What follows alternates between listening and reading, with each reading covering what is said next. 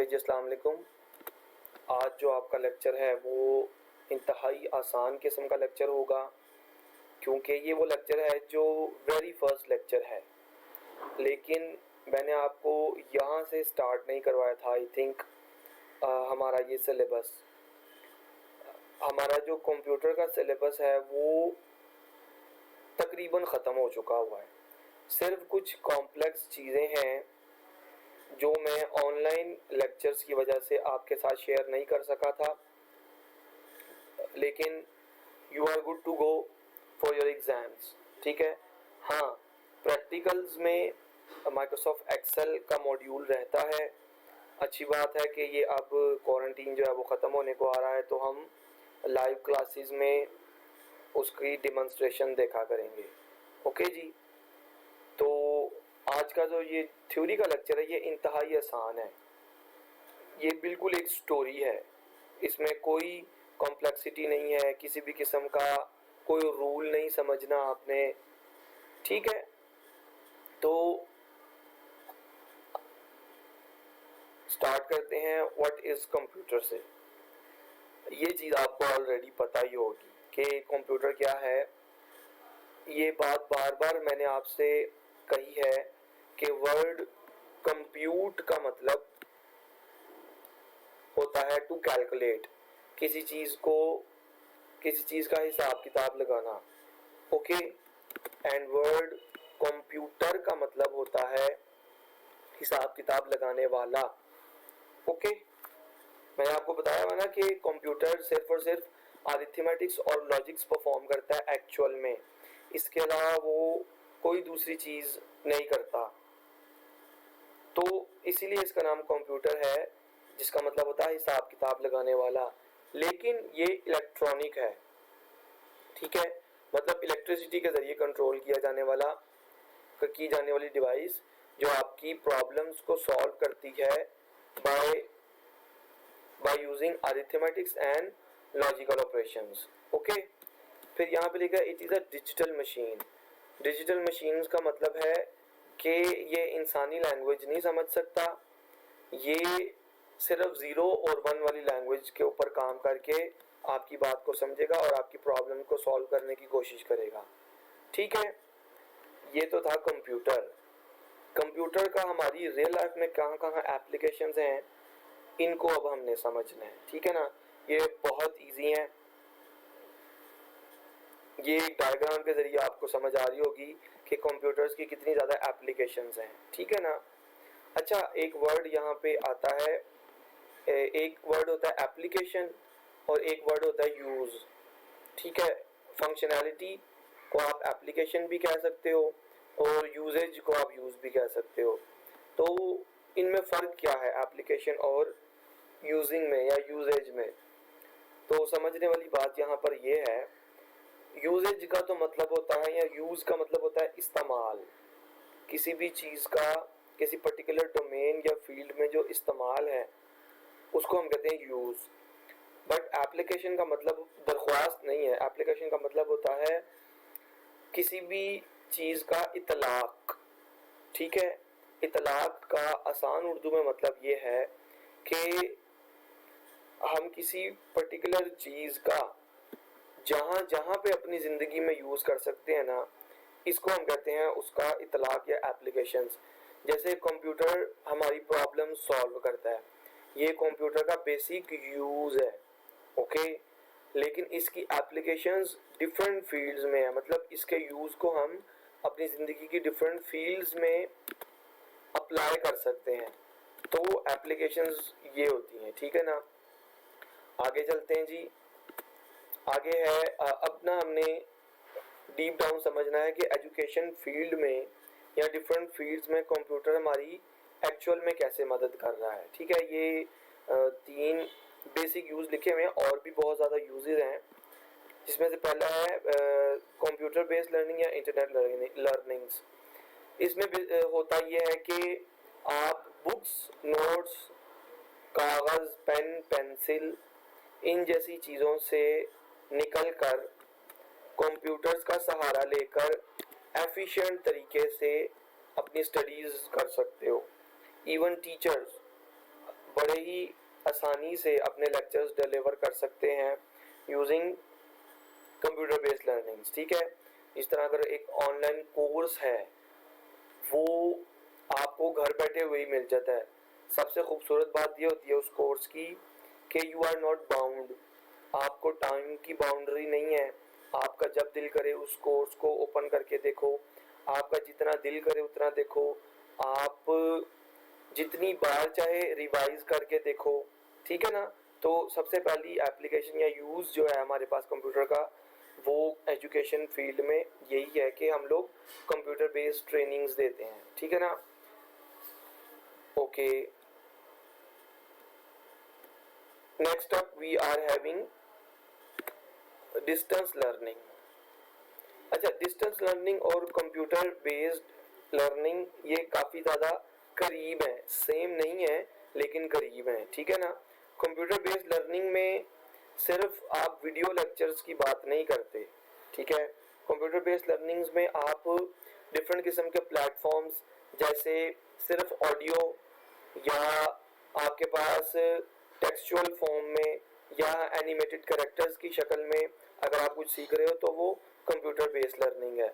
लेकिन distance learning basically ये है जो इस वक्त हम कर रहे हैं। ठीक है, मैं अपनी प्लेस पर बैठकर आपको सिखा रहा हूँ, आप अपनी प्लेस पर बैठकर सीख रहे हो। This is what we know as distance learning. ठीक है ना। ये लिखा भी हुआ है कि यूनिवर्सिटी, कॉलेज या कोई भी इंस्टीट्यूट जो लर्निंग्स प्रोवाइड करते हैं वो स्टूडेंट इजीली एक्सेस कर सकता है इंटरनेट से जब उसका दिल करे। ओके जी, सो ये है डिस्टेंस लर्निंग। आगे चलते हैं जी, कोई ज़्यादा दिमाग लगाने वाली इसमें बात नहीं है। ठीक है, फिर कंप्यूटर्स का एक और बड़ा खूबसूरत यूज़ है, वो है इंटरैक्टिव वाइट बोर्ड्स। ठीक है, एक तो वाइट बोर्ड होता है ना सिंपल, फिर इंटरैक्टिव वाइट बोर्ड ऐसे वाइट बोर्ड्स हैं जो ना इलेक्ट्रॉनिक होते हैं। उनके ऊपर आप कुछ टाइप करो या लिखो तो वो डायरेक्टली वाइट बोर्ड जुड़े होते हैं स्टूडेंट के हाथ में जो टैबलेट्स होते हैं उनके साथ। Okay, students directly copy paste कर सकते हैं अपने टैबलेट पे शो होने वाला मटेरियल इंटरैक्टिव वाइट बोर्ड पर। टीचर कॉपी पेस्ट कर सकते हैं टच स्क्रीन के, मतलब एक ऐसा बोर्ड होता है जो पूरा का पूरा टच स्क्रीन होता है और वो डेडिकेट किया होता है टीचर्स और लर्निंग्स के लिए। ठीक है ना। मतलब एक टीचर को बार बार कुछ मिटाना पड़ता है या किसी चीज की प्रैक्टिकल डेमोन्स्ट्रेशन देनी पड़ती है तो वो एक क्लिक से सारा कुछ सामने हो जाता है। तो this is what we call as interactive white board. Okay जी। अच्छा, फिर मेडिकल फील्ड, आप लोगों की फील्ड में कंप्यूटर्स कहाँ कहाँ अपना रोल प्ले कर रहे हैं ये वैसे बताने की ज़रूरत तो नहीं है, आपको पता ही होगा या पता होना चाहिए, लेकिन फिर भी हम इसको देखते हैं। हॉस्पिटल्स में पेशेंट्स की जो मॉनिटरिंग और मैनेजिंग होती है वो कंप्यूटर्स के ज़रिए होती है। आप जब हॉस्पिटल में एंटर होते हो तो पहली चीज़ जो अपनी एंट्री करवाते हो वो कंप्यूटर के ज़रिए होती है। वो आपकी डिटेल्स पूछते हैं ताकि आपको डायग्नोस किया जा सके। तो डायग्नोस करने के बाद आपको जो प्रिस्क्रिप्शन मिलती है या आपका जो रिकॉर्ड होता है वो भी कहाँ स्टोर होता है, वो बेसिकली कंप्यूटर्स में स्टोर होता है ताकि नेक्स्ट टाइम जब आप आओ तो आप ये बस बताओ जी ये मेरा पर्ची नंबर था, आप अपना एक आईडी नंबर बताओ तो कंप्यूटर्स के ज़रिए वो आपका आईडी नंबर सर्च बार में लिखें और आपकी जो भी हिस्ट्री है, पेशेंट हिस्ट्री, वो सामने आ जाए। ये ना हो कि लो जी 2018 का अलमारी खोलो उसमें रजिस्टर पड़ा होगा, जून का रजिस्टर निकालो या अगस्त का रजिस्टर निकालो, उसमें इस डेट वो इस नाम का मरीज उसकी हिस्ट्री चेक करो। ये बड़े लंबे काम है, इतनी देर में बेचारा मरीज अल्लाह को प्यारा भी हो सकता है। तो इन सारी झंझटों से निकालता आपको कंप्यूटर, अगर आप मेडिकल फील्ड में इसको यूज़ करो तो। ठीक है, तो इसके जो मज़ीद ये आप देख सकते हो पेशेंट मॉनिटरिंग। ठीक है, इसकी मैंने आपको एग्जांपल दी है मॉनिटरिंग की, बल्कि देने लगा हूँ कि कंप्यूटर्स जो डिवाइसेस किसी इंतहाई क्रिटिकल मरीज के साथ लगी होती हैं, जो सेंसर लगे होते हैं, जो उसकी हार्ट बीट, जो उसका ब्लड प्रेशर, जो उसका ब्लड फ्लो, इस तरह की जो चीज़ें सेंस कर रहे होते हैं, वो सेंसर बेसिकली कंप्यूटर बेस्ड होते हैं सारे के सारे, ठीक है ना। जो आईसीयू में रखे जाते हैं, इंटेंसिव केयर यूनिट में पेशेंट्स को रखा जाता है, उनकी 24/7 मॉनिटरिंग करनी पड़ती है, क्योंकि कोई भी रीडिंग जो जैसे ब्लड प्रेशर है एक्सेट्रा, वो अलार्मिंग सिचुएशन पे पहुंचती है तो एक अलार्म जनरेट हो जाता है, जो मेडिकल स्टाफ को बताता है कि इसको अब ज़रूरत है किसी डॉक्टर की, जल्दी से कोई एक्शन लो। 24 घंटे आप किसी शख्स को उसकी निगरानी के लिए नहीं रख सकते, ठीक है। उस शख्स को जो निगरानी कर रहा है, कोई नर्स या वार्ड बॉय, उसको भी नींद की ज़रूरत है, खाने की ज़रूरत है, वो कहीं ना कहीं इधर उधर हो सकता है, तो वो हर वक्त ब्लड प्रेशर पर नज़र नहीं रख सकता। तो कंप्यूटर्स हमारी इस यहाँ पे मदद करते हैं कि हमने प्रोग्राम सेट किया होता है कि जब भी रीडिंग इससे ऊपर नीचे हो जाए तो अलार्म्स जनरेट हो जाए और उन फिर मेडिकल स्टाफ अलर्ट हो जाए। ओके जी। दूसरा है पेशेंट डायग्नोस्टिक। इसकी सबसे बड़ी और सबसे इंपॉर्टेंट एग्जांपल है एक्सरे, ठीक है। ये एक मैजिक से कम तो नहीं है कि आप कंप्यूटर्स को यूज करके इंसानी स्किन के अंदर देख सकते हो, बोन्स को, बोन्स की डिसलोकेशंस, जॉइंट्स की डिसलोकेशंस, ये सब कुछ चेक कर सकते हो, ठीक है ना। फिर उसके अलावा जो सीटी स्कैन होते हैं या फिर अल्ट्रासाउंड होता है, ये सारे कैसे पॉसिबल है? ये सारे कंप्यूटर्स के जरिए पॉसिबल हैं। ओके। नेक्स्ट अप है हॉस्पिटल मैनेजमेंट। ये शुरुआत में मैंने आपको एग्जांपल दी थी कि पेशेंट के रिकॉर्ड्स, हॉस्पिटल में कौन सा कमरा खाली है, बेड कितने हैं, कौन सा डॉक्टर किस टाइम आता है, एक शख्स के लिए या 3-4 लोगों का भी अगर मैनेजेरियल ग्रुप हो तो उनके लिए ये चीज़ें याद रखना इंतहाई मुश्किल है। ओके। तो ये सारी चीज़ें कंप्यूटर में स्टोर कर दी जाती हैं और वक्त आने पर पर्टिकुलर कीवर्ड्स के जरिए से एक्सेस कर ली जाती हैं। तो इस तरह हॉस्पिटल को मैनेज करने से एफिशिएंसी इंक्रीज होती है। ओके जी। Next up we are having के कंप्यूटर का इस्तेमाल बैंक्स में, बैंकिंग की फील्ड में। कंप्यूटर्स, बैंक्स कंप्यूटर्स के जरिए चल ही नहीं सकते, ठीक है ना। हर बैंक का अपना एक कस्टम मेड सॉफ्टवेयर होता है जो यूजर्स को और बैंक में काम करने वाले लोगों को अकोमोडेट कर रहा होता है, ठीक है ना। इसकी आप जरा ये इसकी सर्विसेज देखोगे तो आपको समझ आएगी। सबसे पहले एटीएम मशीन्स एंड कार्ड्स, ठीक है। एटीएम कार्ड्स आपको इस काबिल बनाते हैं कि अगर बैंक क्लोज भी हो गया है, दैट इज कम्प्लीटली फाइन, आप अपने कार्ड के जरिए से एटीएम मशीन को यूज करते हुए कोई भी ट्रांजैक्शन कर सकते हो, ठीक है। ओके। नेक्स्ट अप कन्वीनियंस का मतलब है आसानी। आपको बिल जमा करवाने के लिए लंबी लाइंस में लगने की जरूरत नहीं है। आपका अगर अकाउंट है तो आप उसको ऑनलाइन जाकर अपने बैंक से जो बिल है आपका वो पे कर सकते हो, ठीक है।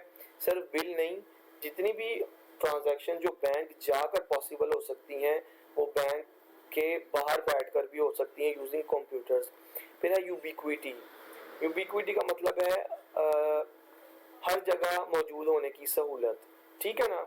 इसका मतलब ये है कि अगर आप बहरिया टाउन में बैठकर अपना एक अकाउंट मैनेज कर रहे हो, बहरिया टाउन के किसी बैंक में आपका अकाउंट है और आप कराची चले जाते हो, अब कराची में या इस्लामाबाद के किसी बैंक में आप जाते हो, अपने ही बैंक मीज़ान बैंक में जाते हो, और आपकी सिटी है लाहौर, लेकिन आप इस्लामाबाद में मीज़ान बैंक में जाते हो और कुछ ट्रांजैक्शन करना चाहते हो, कोई पैसों का लेन देन करना चाहते हो, तो मीज़ान बैंक वाले आपको ये नहीं कहेंगे भाई यहाँ से निकलो, आप तो वो बैरिया टाउन लाहौर से आए हो, वहीं जाके अपनी ट्रांजैक्शन करो, बल्कि वो आपको यूबिक्विटस सॉल्यूशन प्रोवाइड करेंगे। मतलब वो आपको कहेंगे ठीक है, आप चूंकि मीज़ान के नेटवर्क से मुंसलिक हैं तो हम आपकी ये ट्रांजैक्शन कर देते हैं। ओके।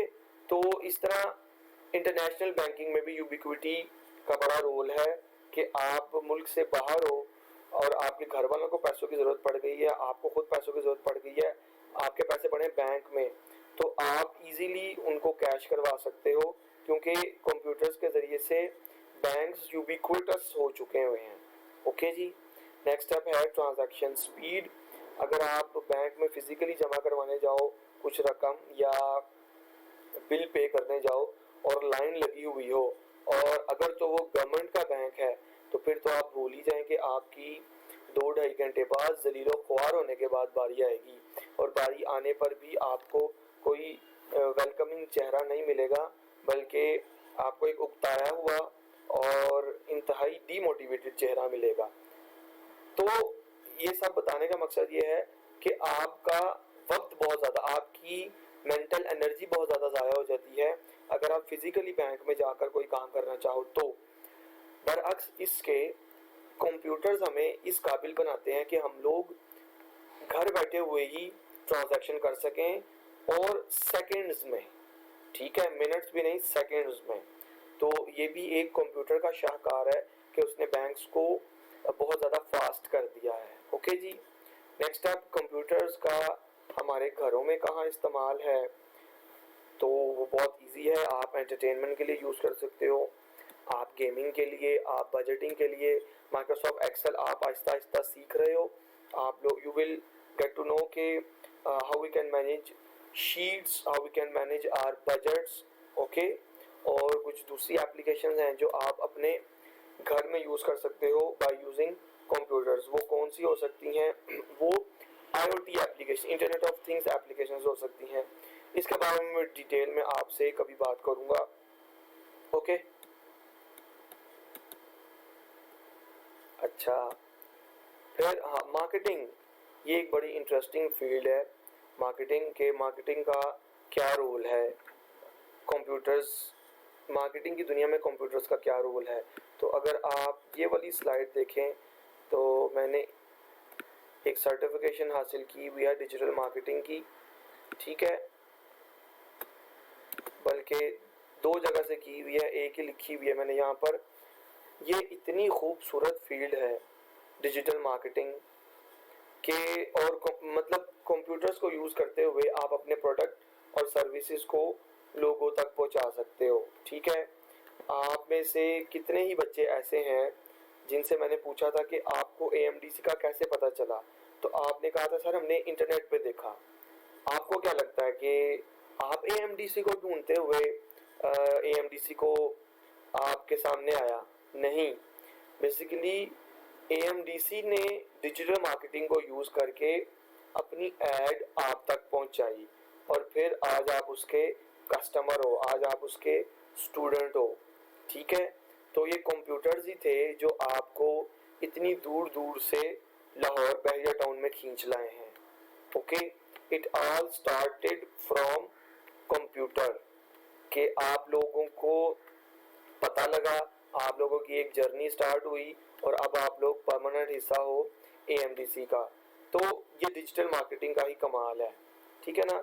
डिजिटल मार्केटिंग के ऊपर मैंने आप लोगों को एक ट्रेनिंग प्रोवाइड करनी है, ओके।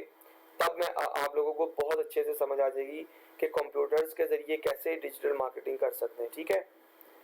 ये इंशाल्लाह जब भी पहला हमारी फिजिकल क्लास होगी तब मैं आपको समझाऊंगा कि जो स्पेशली जो न्यूट्रिशन के स्टूडेंट्स हैं वो कैसे अपना बिजनेस सेटअप कर सकते हैं यूजिंग डिजिटल मार्केटिंग।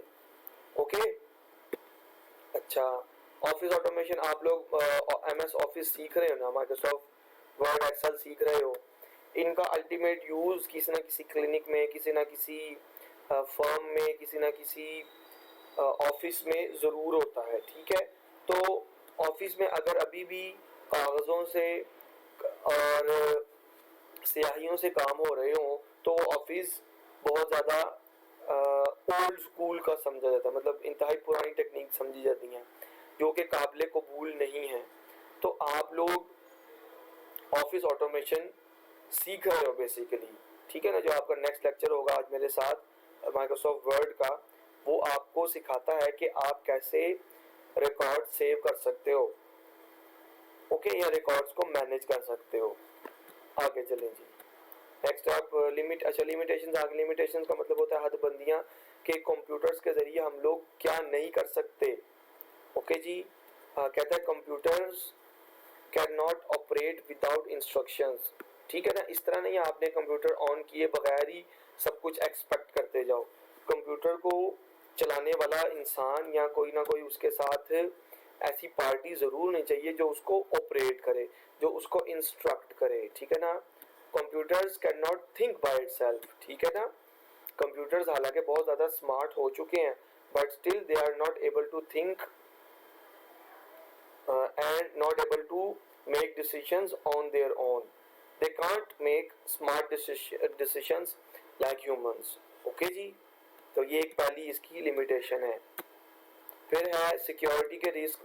जब हमने साइबर सिक्योरिटी का चैप्टर पढ़ा था तब मैंने आपसे ये बात कही थी कि आप कंप्यूटर्स की दुनिया में 99% तक रिस्क सिक्योर हो सकते हो, लेकिन वो जो 1% चांस है ना वो हमेशा रहेगा ही रहेगा। तो कंप्यूटर्स की दुनिया में हमेशा सिक्योरिटी रिस्क रहते ही रहते हैं, क्योंकि अगर ताला है, मतलब अगर पासवर्ड है तो उसको पासवर्ड को तोड़ने की टेक्निक जरूर होती ही होती है। ओके जी। फिर है वायरसेस कंप्यूटर्स की एक ये भी, जिस तरह आम दुनिया में चोरियां होती हैं, वो चोर को आप नहीं रोक सकते, ठीक है ना। चोरों की एक क्लास है, एक कल्चर है, उनका एक ग्रुप है, पूरी दुनिया में है और वो नहीं रुक सकता। Same goes for computer viruses, ये भी नहीं रुक सकते। क्राइम हमारी जिंदगी का एक परमानेंट हिस्सा है, ये कभी नहीं रुक सकता। सेम गोज फॉर कंप्यूटर्स की दुनिया में भी क्राइम्स हैं और उनमें पेश पेश वायरसेस हैं, ठीक है ना। फिर इंटरनेट लिटरेसी, हर किसी को इंटरनेट नहीं चलाना आता, ये भी एक इशू है। हालांकि इसको यूज करना आसान है, बट कुछ लोग जो इंटरनेट को चलाना पसंद ही नहीं करते, ठीक है, फॉर एनी रीजन, तो इंटरनेट की लिटरेसी से दूर हो जाते हैं, जिसकी वजह से वो अपनी लाइफ में कभी कभार पीछे रह जाते हैं। तो ये भी एक इंटरनेट की लिमिटेशन है कि हर शख्स को इंटरनेट चलाना नहीं आता। इंटरनेट इतना भी इजी नहीं है कि हर शख्स इसको इजीली एक्सेस कर सके। अच्छा जी। वेस्टेज ऑफ टाइम, इंटरनेट पे वक्त ज़ाया करते हैं लोग, ठीक है, डिफरेंट शेप्स में डिफरेंट तरीकों से लोग वक्त ज़ाया करते हैं। कुछ बहुत ज़्यादा एंटरटेनमेंट पर्पस के लिए करते हैं, ठीक है। कुछ एक, अच्छा मैं आपको यहाँ पे एक बात क्लियर कर देना चाहता हूँ। एक होता है ऐसी एंटरटेनमेंट जिससे आपको इंस्पिरेशन मिल रही हो या जिससे आपका फ्यूचर गोल मैच करता हो, कुछ इस तरह की एंटरटेनमेंट होती है। एक होती है बेलज्जत एंटरटेनमेंट, मतलब आप सिर्फ अपनी जिंदगी के घंटे गुजारने के लिए इंटरनेट पे एंटरटेनमेंट का सहारा ले रहे हो। वो वेस्टेज ऑफ टाइम नहीं है, वो किलिंग ऑफ टाइम है। मतलब वेस्टेज ऑफ टाइम से भी कोई अगली स्टेज है अगर वक्त के ज़िया की, तो वो किलिंग ऑफ टाइम है। और बेलज्जत एंटरटेनमेंट हासिल करना इंटरनेट के ज़रिए से वो है किलिंग ऑफ टाइम। ये आप लोगों के लिए एडवाइस भी है कि इंटरनेट हार्मफुल हो सकता है इस तरीके में, ठीक है ना। Inaccuracy and authenticity of information, इसका मतलब ये है कि इंटरनेट पे ना बहुत कम ऐसी अथॉरिटीज हैं, पार्टीज हैं, पब्लिशर्स हैं जो इंफॉर्मेशन पोस्ट की जा रही है उसकी ऑथेंटिसिटी और एक्यूरेसी को चेक करते हैं। मतलब फेसबुक है या सोशल मीडिया, सोशल साइट्स जो मोस्टली हैं, वो उस पर आप कुछ भी पोस्ट कर सकते हो, कुछ भी, ठीक है। हाँ, उनकी पॉलिसीज में ये चीज़ें लिखी हुई हैं कि आप रिलीजियस और जो सेक्सुअल इस तरह का कंटेंट है ये आप बहुत इजीली अपलोड नहीं कर सकते, ठीक है, लेकिन फिर भी लोग मैनिपुलेट करके उनको पोस्ट कर देते हैं, ठीक है, जिसकी और वो इस तरह के कंटेंट वायरल बहुत ज़्यादा हो जाते हैं, क्योंकि इसके पीछे ना दिमाग बैठे होते हैं, बड़े बड़े ही अच्छे किस्म के दिमाग बैठे होते हैं जिनको फेसबुक या इंस्टाग्राम या इस तरह के सोशल मीडिया का ना एल्गोरिदम समझ आ गया होता है। अब एल्गोरिदम क्या होता है ये मैं आपको फिजिकल क्लास में डिस्कस करूंगा। तो इसकी वजह से इंटरनेट पर मौजूद इंफॉर्मेशन की ऑथेंटिसिटी और एक्यूरेसी में फर्क आ जाता है। आप रिलाय नहीं कर सकते इंटरनेट की इंफॉर्मेशन पर। ओके, फिर है कि स्पैमिंग, फजूलियात, ठीक है, वीडियो है किसी वर्ल्ड की इंफॉर्मेशन के बारे में नीचे आप लोग आके कह रहे होते लाइक करें, सब्सक्राइब करें, इस तरह के कमेंट, ये स्पैमिंग है, ठीक है। अनवांटेड चीजें, आपका जी बेनज़ीर इनकम सपोर्ट टैक्स से आपका इनाम निकला है, इस तरह की ईमेल्स का आ जाना, ये इंटरनेट की स्पैमिंग कहलाती है। और ये इंटरनेट की एक लिमिटेशन है कि इसको कंट्रोल करना बड़ा मुश्किल है, ओके। फिर डिफिकल्ट फिल्ट्रेशन, अगर आपके पास इंफॉर्मेशन आपको मिल भी जाती है, इंफॉर्मेशन दुरुस्त है या नहीं है, इस चीज का अंदाजा लगाना बहुत ज्यादा मुश्किल है। तो फिल्ट्रेशन, करेक्ट इंफॉर्मेशन की फिल्ट्रेशन बड़ी ज्यादा मुश्किलात पेश करती हैं, ओके। यहाँ तक किसी को कोई परेशानी है, कोई सवाल उठता है ज़हन में, तो आप प्लीज पूछ सकते हो, ओके। वरना ये लेक्चर बहुत इजी था, स्टोरी की तरह का था, इसमें से सिर्फ एक एमसीक्यू आने का चांस है इस पूरी स्लाइड्स में से आपके पेपर में, ओके जी। कोई परेशानी, आंधी तूफान, गम होगा तो आपने डिस्कस कर लेना है। Thank you so much.